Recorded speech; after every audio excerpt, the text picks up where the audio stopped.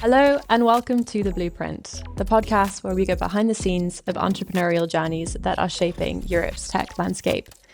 I'm Michelle Grieve, Senior Integration Manager at team.blue and your host for today's episode.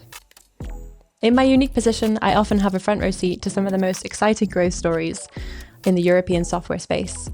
And today's conversation is one I've really been looking forward to. My guest is the founder and CEO of Kolsquare, Europe's leading influencer marketing platform.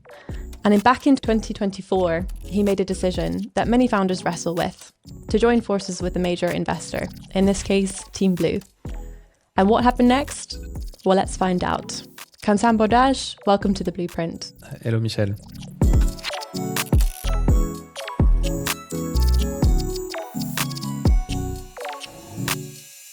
So I've had the pleasure of working closely with you and your incredible team these past 18 months. But for some of our listeners hearing about influencer marketing for the first time, could you tell us a little bit about the industry, how you first got into it, and what the Kolsquare product offers people operating in this space? Yes, so basically influencer marketing is about using the power of a new media, because influencers are a new media. So all these people that have large audiences on social media. And basically at Kolsquare, we start to track influencers that have more than 5,000 followers. That's why we are called Kolsquare. We speak about YouTubers, bloggers, whatever. It's a new media and brands are leveraging this power in order to attract new customers or increase their awareness, for example. So it's lots of large companies, but also smaller companies that are using this today. It's a $3 billion industry, growing a lot, 25% CAGR in the last 5 years. And basically, Kolsquare offers a solution for brands or agencies that are trying to grab this power. It's a search engine first, with all the influencers that have more than 5,000 followers on their social media. So you can enter keywords, add filters about the audience, for example, and find the right suitable influencers. Then once you've found the influencers, you want to work with them. It works a bit like a CRM. You will be able to contact them, to manage a relationship with them, enter specific information about them on your platform. And once you launch a campaign with one or several influencers, sometimes thousands of influencers, you will need to monitor the performance of your campaign, which means that you will need to know how it impacted your awareness or your sales, for example, with promo codes. And that's everything you can do on Kolsquare. And for that, brands and agencies pay a subscription fee. And today we have a bit more than 2,000 clients all over Europe. Wow, incredible. But it's not always been this big. So how did you first get into influencer marketing? Basically, I graduated from a business school and worked a few years for a strategy consulting company. I had this idea of creating a business in the internet for quite a while. I created my first company that was called Brand and Celebrities, that used to be the mother company of Kolsquare. And we started to collect information, data about celebrities online, what they do, they preferred brands, they intolerances, for example. And we tried to use this tool in order to match celebrities' profile with brands for endorsement campaigns, for example, or for event, for speaking engagement, and for also digital operations online. The first influencers were celebrities. They were the first to have large audiences on, at that time, it was Facebook, it was X, for example. It was the start of the first YouTubers also with very large audiences. And so we saw the rise of a new kind of celebrity that they had no real life fame, no real life. And I decided to adapt our product to influencers with a much more automated approach and a much more scalable potential. What brought you to leave strategic consulting and choose maybe a bit more of a risky career path, starting a business? Before graduating from business school, I was also a top athlete, so I used to play rugby. I think that, yes, starting Brand and Celebrities, we started with sports player, and I started to activate my network. But I think most of it was based on the passion I had for sport and for sport player, like celebrities, they were media. And today influencers are media. It was the same. It's just that it's much more scalable. I think it's important to acknowledge and sometimes easy to forget that outside of being a CEO and a founder, there are many other sides to Quentin. So what's maybe something that a few people that maybe work with you don't know about you? I'm very transparent with all the people I work with. I also get the habit to write a small manual of usage for myself so that people get to know lots of things about me. And I asked my team also to do that so that we know each other very well. What I don't speak that much about is my family life, for example. I am a father of one daughter. She's 10 years old and I spend a lot of time with her. And sport also, I do a lot of sports. I need to practice sport every day. But it's also a very good parallel that I can do with entrepreneurship. And it's very good for your mindset, for your shape, and for performance overall. Absolutely. Nice.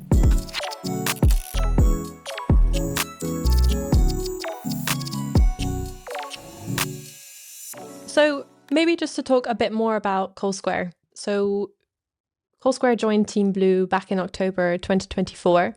But by 2024, Kolsquare was already Europe's leading influencer marketing platform. Profitable, growing, serving brands like Coca-Cola, Netflix, Hermes.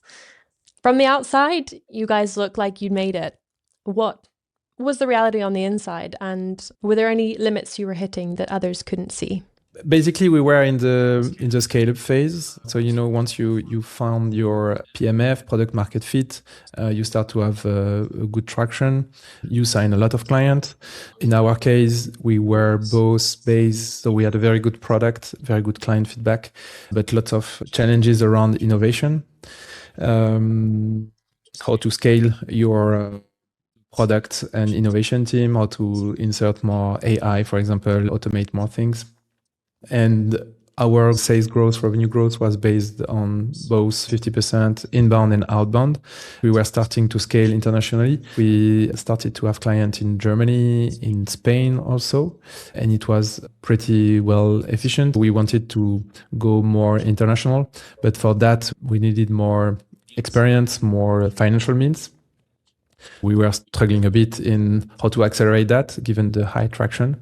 Lots of competition because it's a very competitive market, very fragmented, a lot of local players where in Europe you have to adapt a lot value proposal and produce content in the local language, etc. We were facing lots of challenges and that's why we decided to join a company like Team Blue in order to help us move to the next step. Like you said, Kolsquare has been rapidly expanding across Europe this year. Could you tell us a little bit more about the announcements you recently made? Yes, indeed. We did two recent announcements. We announced the acquisition of our main competitor in Italy that is called Infleed. It's our second acquisition after the acquisition of Wumio, that was the market leader in the Nordics, a Danish company, but also operating in Norway, Finland, Sweden, etc. And more recently, we announced the acquisition of our main competitor in Europe that is called StoryClash. StoryClash is an Austrian company, very strong in the DACH market, so Germany, Switzerland also. A very good product, very innovative in terms of AI. They started also to scale internationally, and we decided to join forces in order to really create the European powerhouse and better address the international market. It's really impressive, honestly. How do you even find time for M&A while running a business day to day? And while being a dad and running in the mountains, I think it's all a question of organization, but also having the right people with me in my team. When we joined Team Blue, actually, we were something like 35. Today, we are 140 people. So that's a huge step. And also having the right people around us, especially at Team Blue, that are helping us a lot. You did an amazing job helping us on the Wumio project, for example, but also on the other project. There is a whole team at Team Blue that is helping us a lot on this. And I really think that it will not have been possible without the support of Team Blue, because we have to focus on the day-to-day business. We don't have the experience of doing that much project, very specific, very human-based. So we have to focus on what is very, very important, day-to-day business and the team. And Team Blue is helping us a lot on this. Yeah, I remember being in Copenhagen with you when we were about to do the Wumio deal. I remember how exciting that was. Also traveling there, not knowing if the deal was going ahead. So very, very exciting. What was that experience like for you? I mean, 2 months into joining Team Blue and you were doing an acquisition of your own? Basically, we were doing our own PMI within the team.blue group while initiating a new PMI, integrating a company within our company. Yeah, it was really exciting, confusing with all the things that we had to do. But sometimes, there are some opportunities that you need to seize. And I think that team.blue allowed us to do that, because without the M&A team at team.blue, we would not have been able to grab this opportunity. And it was one of the best moves that we did so far. First one, we learned a lot. And now we are working on this experience in order to be even better and accelerate with the others. Now you're building a PMI engine of your own internally. Yeah, actually, that's what we do with the people that we hired and integrated. And you are still with us, so that's also very valuable. That's great to hear.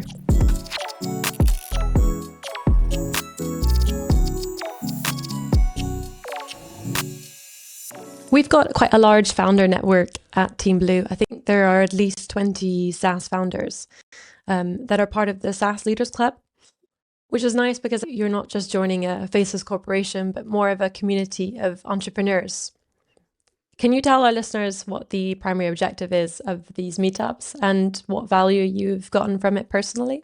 What I loved in team.blue's model of acquisition is that entrepreneurs can keep a lot of autonomy, and they are integrated in the group, but the brand stays, the team stays, the strategy stays, and team.blue is here to support, which means that team.blue is gathering lots of talents, huge talents, some of the smartest entrepreneurs in Europe, fast-growing companies, profitable, very, very successful.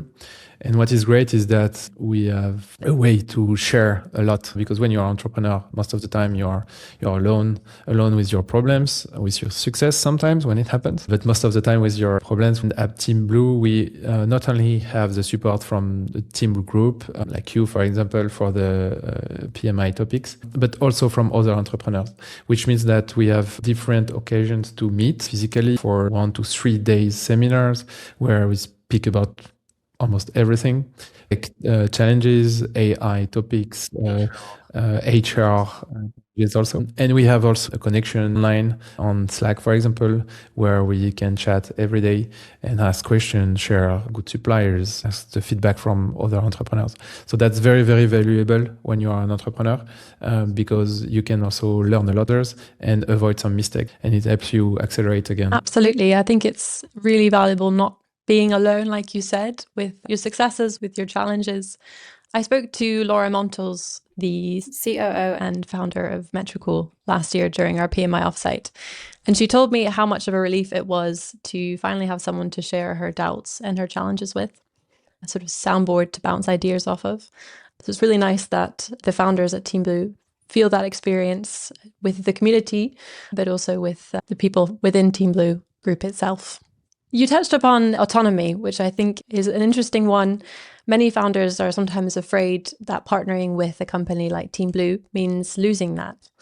I wanted to ask you maybe an interesting question in the weeks and the months after joining team.blue. Did you have any doubts about losing this? I had doubts before because it was a challenge, and so that's why we did our own due diligence on team.blue on our way. And by the way, we interviewed other entrepreneurs that already did the move before, and we were really reassured.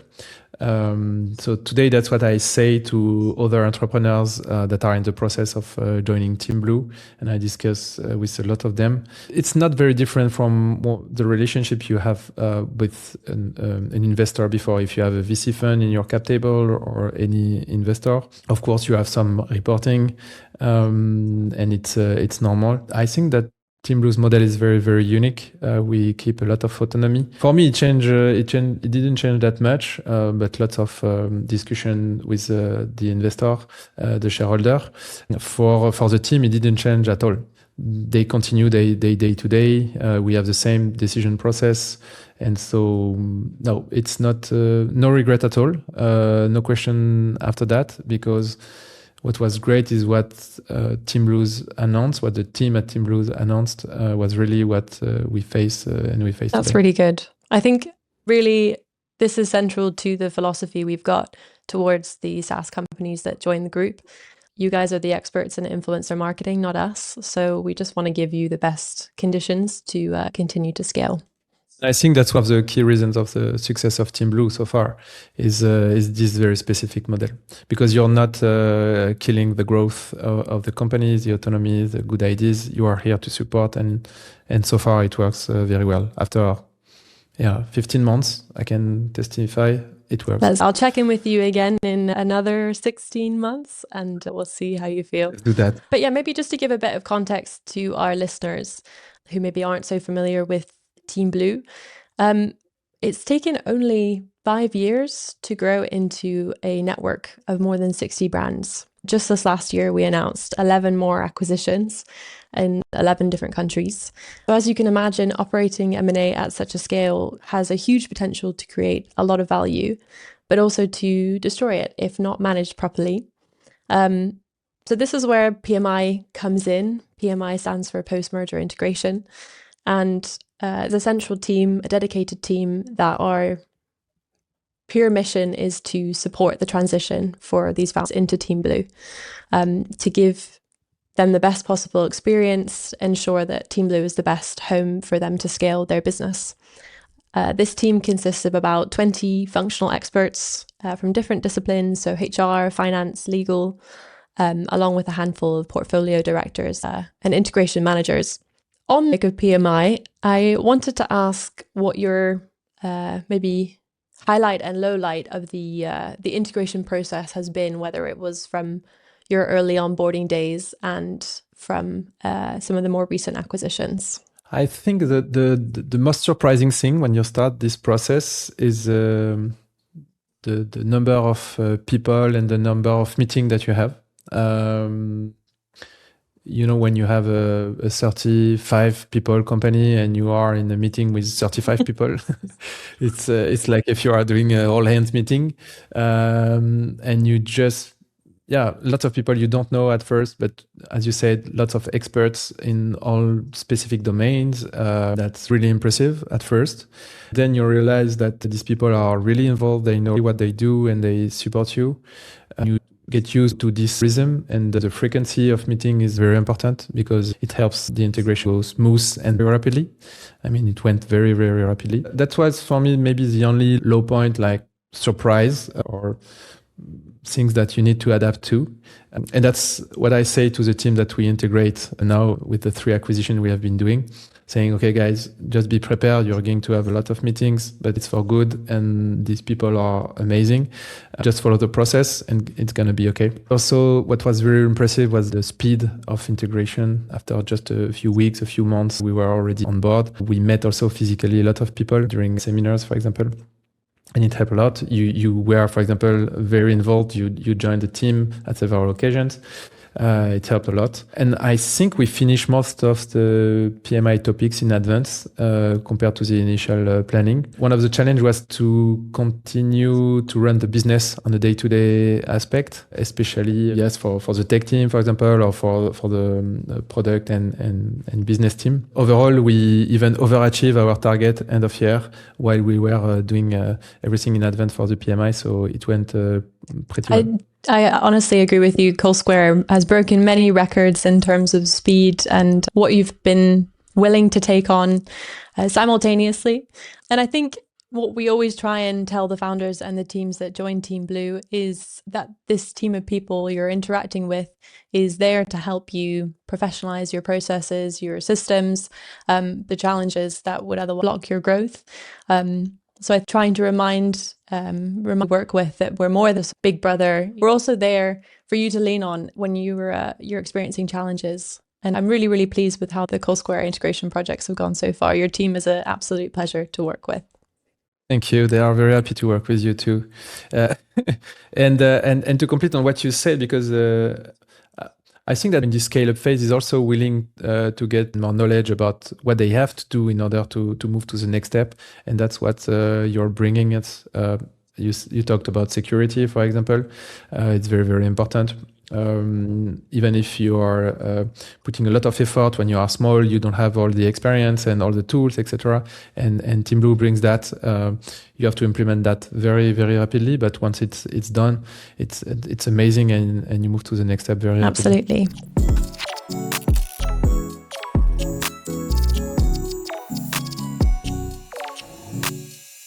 I wanted to ask you a little bit about that period of due diligence that precedes an acquisition, as I know that it can be quite daunting for founders who are looking to sell. You've now sit from both sides of the table. What advice would you give founders that are about to start that journey? I've read a great book that is called The Magic Box, and I think that the image is good. When you do M&A, it's like a magic box. You don't know what's inside. When you are acquiring a company, the goal is to open the box as much as possible in order to discover everything that is hidden. Sometimes not on purpose, most of the time not on purpose, but you just have to really dig into everything. And when you are selling the company, you also need to open the box as much as possible and really understand what the company in front of you is looking for, and share everything that they need and build the story with them so that they can really understand what they will get if they integrate you. Yes, that's what I try to do, which means that you have to invest a lot of time and energy in the due diligence process. For this, once again, Team Blue is doing an amazing job. I mean, you guys are a machine on this. You have a huge team, very expert, and we learned a lot from this. But I think that the CEO and the C-suite, so all C-levels, need to be involved a lot in order to really understand everything in the company, but also to start creating bonds, because I think that this due diligence is the first step of the PMI, in a sense that you are starting to imagine yourself working with your future colleagues. It's a test because you are testing the future organization, but it's also seduction, and you need to convince these people that they need to work with you and they will get something bigger, a great project working with you. Really insightful. Thank you, Quentin. I think I've also witnessed how quickly you empowered your team around you. And I think that that's an absolute must. If you're going to be able to go through due diligence, go through experience like joining Team Blue, you can't do everything alone. And that's not the goal either. Maybe just to wrap up that topic, where do you think Team Blue has helped you most? Team Blue helped us a lot in professionalizing, in scaling our processes, including everything that is related to operations.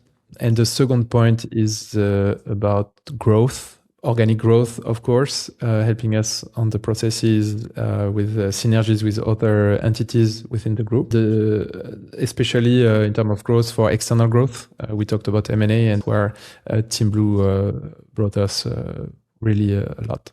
Looking back at Kolsquare before Team Blue, is there anything you miss from those days? In a sense, yes, because we were smaller, things were somehow simpler, but I don't regret anything because I'm now really achieving the vision I had. And once again, it would not have been possible without Team Blue, without the support of Team Blue, without the financial means of Team Blue. And we really moved fast forward to the vision I had in mind. And I think I'm working, that's what I say to my friend and family, I'm working much more than I was working before, and I didn't imagine it was possible. But I realized that I was doing that because it's all about passion, and I'm doing exactly what I wanted to do, and thanks to Team Blue. So that's really good to hear. I also observe that the culture very much remains intact. I think in some of the conversations we've had over the past weeks, you mentioned your desire to sit and meet every single Kolsquarian, which obviously becomes more difficult. Yep. I imagine that results in a bit of a busy calendar, but is that still your intention as you grow?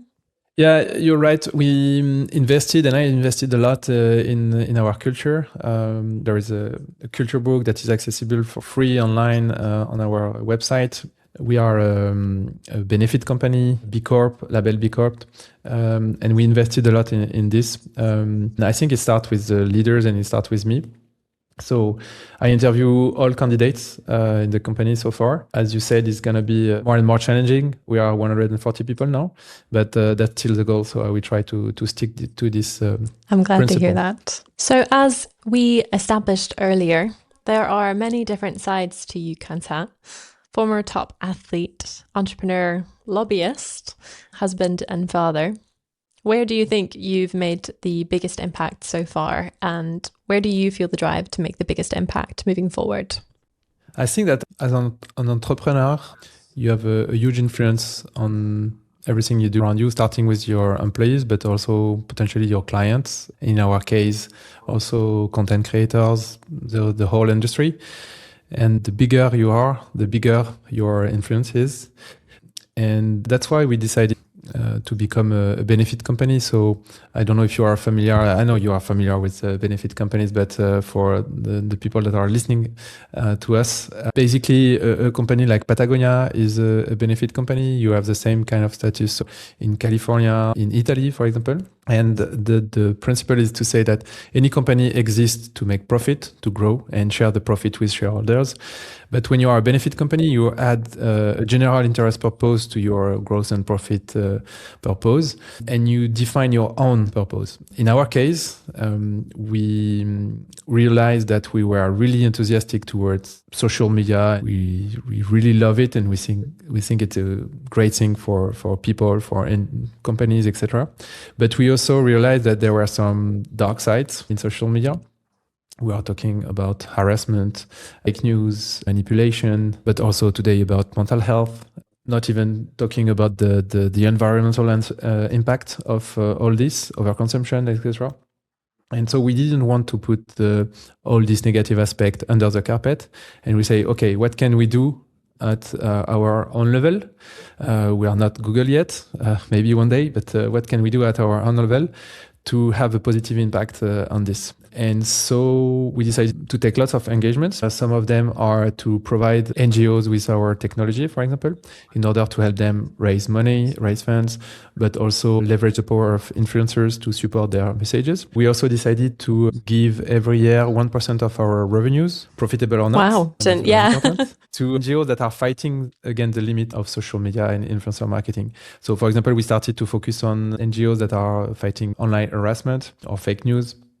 We supported NGOs in France, in Germany, in Italy, now in the UK, in Italy, etc. And the more we grow, the more we donate. And it's amazing. We involve the team a lot in this. We try to communicate a lot about this to our clients, to creators also, in order to inspire them. And we recently also created a foundation, the goal of which is to try to convince other entrepreneurs, also companies like us, to also donate 1%. This foundation is called 1% for Social Dilemma. So the idea is to fight against this social dilemma or the limits of social media. So I think that as an entrepreneur, you have a huge impact that you can do acting like this, but also through your voice. So we create a lot of content about that on our blog, on social media. And I also try in this podcast, but also with my friends. I have lots of friends that are entrepreneurs, but with my family, etc., to also talk about that and share our convictions and try to convince people. So yeah, that's what we try to do. We are not perfect, but we try to. That's honestly very inspiring. I actually heard in a different podcast that you were participating in that you'd once written something about how everybody is an influencer. Could you talk a bit more about that? Yeah, so basically we are all influencers in our day-to-day activities, whatever we do. And so that's often what I say when I talk about influencer marketing, that today when we think about influencer marketing, we think about influencers on social media, large communities, etc. But more and more companies are starting to work with micro-influencers or nano-influencers. And if you think about that, even if you have 10 or 100 followers on social media, whatever you say, people are following you. And that's only for the digital life on social media, because your employees are influencers for your company, whatever they do on social media, on LinkedIn, for example, but when they go to client, go to a dinner, even on their personal life. So we are all influencers and we have to realize that, because whatever we do, we have an impact on it's obviously an opportunity, but also a responsibility to make sure that the influence you have is positive. So seeing the direction that the influencer marketing industry is traveling in, it's really growing very rapidly. Where do you hope to see Kolsquare in 5 years' time? I don't know if it's in 5 years, but the goal that we had so far was to reach 100 million euro ARR, to become a unicorn, as we say, and to be operating in all major geographies. So today we are number one in Europe. We have clients also in North America, in Australia, South America, etc. But we would really love to have a leading position in all these geographies. In terms of product also, what we would like to develop is also to offer solutions for creators, for example, because today, as I described the product earlier, it's mainly a product dedicated to brands and agencies. But on the other side, with the professionalization of our industry, creators have lots of needs. And we started to develop a platform that's called today Kreators, with a K. It's an app for creators that want to professionalize, that can share stats with brands or agencies, that can automate processes, compare themselves, improve, and become more professional. So I think it's going to be very big, and we are working a lot on this, and that's one of our main goals. In terms of people, I don't know how many people we will be. I would prefer to have a small giant company, not 3,000 people, but that sounds like a very exciting goal, and I look forward to hopefully seeing that firsthand come true. Thanks.